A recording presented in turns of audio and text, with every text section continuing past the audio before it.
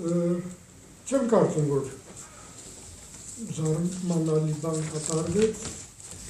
կարծում ներքուս մենք բոլորս համոզված ենք, որ համախմբումը միշտ կա մեր մեջ և վտանգի պարագայում մենք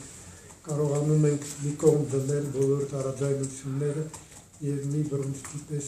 հանդես գալ։ Այնպես որ նույնիսկ ճիշտն ասած կոչի անհրաժեշտություն չեմ զգում, այդքան լավ ինքնակազմակերպվում մեր հասարակությունը, սկսած երեխաներից, դպրոցականներից, բոլոր ասպարեզներում, որ կոչերի իմաստը չեմ տեսնում։ Ուրիշ գործողություններ, տարբեր ուղղություններով բաժանելու իմաստը միգուցե այստեղ ավելի շատ եմ տեսնում, որպեսզի յուրաքանչյուրը կարողանա օգտագործել և իր ոլորտը, և իր բոլոր կապերը, որպեսզի համապատասխան օգուտ բերի մեր և զինված ուժերին և մեր պետությանը։ Կարծում եմ այն, ինչ որ կատարվեց այս վերջին օրեր իր բոլոր ողբերգական հետևանքներով, ես նկատում եմ մարդկային զոհեր, նաև ապացուցեց մի շատ կարևոր բան, այս ժողովրդի հետ կարելի է հասնել շատ մեծ բարձունքների։ Ես համոզված եմ, որ մի քանի օրից հետո այս բախումները, այս պատերազմը ավարտվելը սխալ բառ է, բայց որոշակի զինադադար իրի կլինի, բայց ինչպես ենք հետո ապրել։ Այս ժողովրդի հետ նույն ձևով ենք վարվելու, թե փորձելու ենք հասկանալու, որ ունենալով այս տեսակ ժողովուրդ մենք պետք է լրիվ ուրիշ պետություն կառուցենք։ Մենք պետք է պետություն կառուցենք, որը կարողանա գիտակցել, այստեղ նոր մինչև այս կամերաներ միացնելը դուք ասեցիք Ղարաբաղցիների ինքնակազմակերպման մասին։ Ինչից է գալիս դա։ Դա գալիս է, որ նրանք նորմալ ընդունում են այն վիճակը, որ նրանք գտնվում են պատերազմական վիճակի մեջ։ Սա կենցաղ է։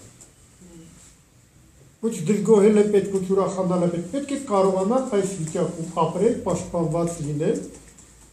մոտավորապես այնպես, ինչպես ապրում է այսօր և երկար տարիներ Իսրայելը։ Զարգանում է և տուրիզմն է զարգացնում, և գիտությունը, և մշակույթը, հոյակապ հասկանալու, որ վիճակը այսպիսին է, շրջապատված է թշնամի երկրներով, մենք դեռ թշնամի երկրները այդքան շատ չեն, ինչքան այնտեղ։ Սա է լինելու մեր առօրյա։ Եվ այս առօրյայի մեջ պետք է կարողանալ կազմակերպվել, պետք է հասկանալ, որ սա երկար պատմություն է։ Այն իշխանությունը, որը այսօր գլուխ է եկել Ադրբեջանում, նա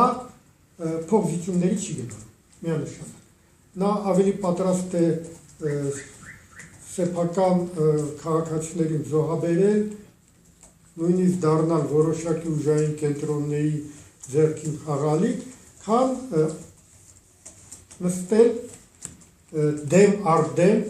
հակառակորդի հետ, որ այս պարագայում մենք ենք, Ղարաբաղն է, լուծել հարցերը։ Նա փորձել է ուրիշ կողմից այդ հարցերը լուծել, որը իհարկե երբևիցե չի լուծվելու, որովհետև դժվար է ազատության շունչը առաջ մարդկանց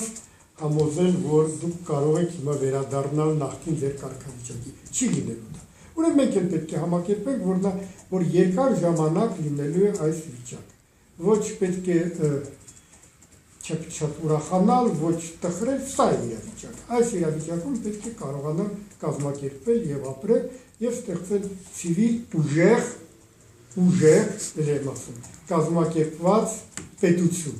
որտեղ աշխատեն պետական բոլոր ատրիբուտները։ Այն պետությունը, որը կարողանում է ունենալ արդար իրավական համակարգ, անկախ դատական համակարգ, արդար ընտրություններ, մրցակցային տնտեսություն, ուժեղ պետություն է։ Այս պետության դեմ դժվար է կռվել։ Առավել ևս, որ մեր հակառակ կողմը կարծում երկար ժամանակ այդ տեսակ պետություն չի ունենալու։ Ուրեմն այդ ներքին համախմբվածությունը և քաղաքացին իրեն զգում է ոչ միայն երկրի պաշտպան, այլ նաև երկրի տերը, որտեղ լավագույն պաշտպանը դա երկրի տերն է։ Տալիս է մեծ ուժ։ Ես պարզապես գլուխ եմ խոնարհում մեր ժողովրդի առջև հերթական անգամ ասում այս ժողովուրդը կարող է շատ մեծ բարձունքների հասնել։ Միայն եկեք չխանգարենք, միայն եկեք թույլ տանք։